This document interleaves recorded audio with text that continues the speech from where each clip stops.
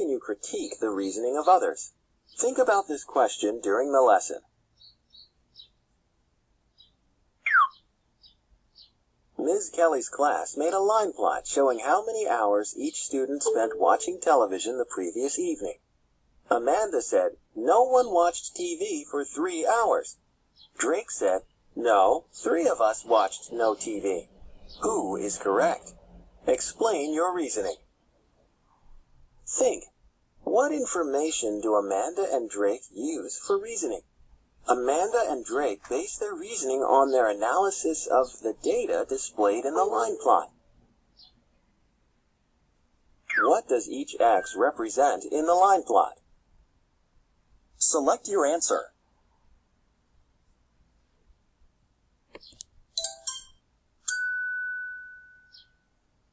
Each X represents a student. 24 students are represented in the line plot. Think.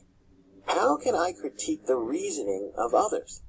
I can decide if the statements make sense, look for mistakes in calculations, and clarify or correct flaws in reasoning. Here's my thinking. Amanda's statement is incorrect.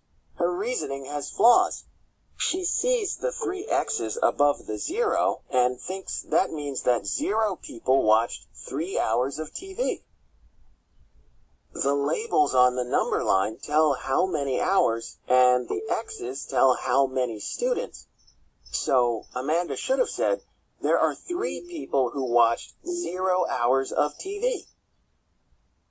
Could Amanda have said that no one watched TV for 3 1/4 hours? Select your answer.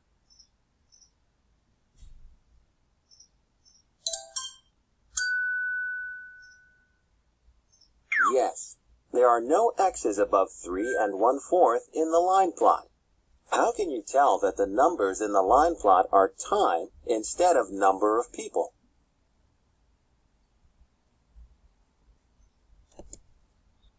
The number line is labeled in hours. See how useful labels are? So Amanda's statement is incorrect, but Drake's statement is correct. Since there are 3 X's above the 0, he is correct when he says that 3 people watched no TV.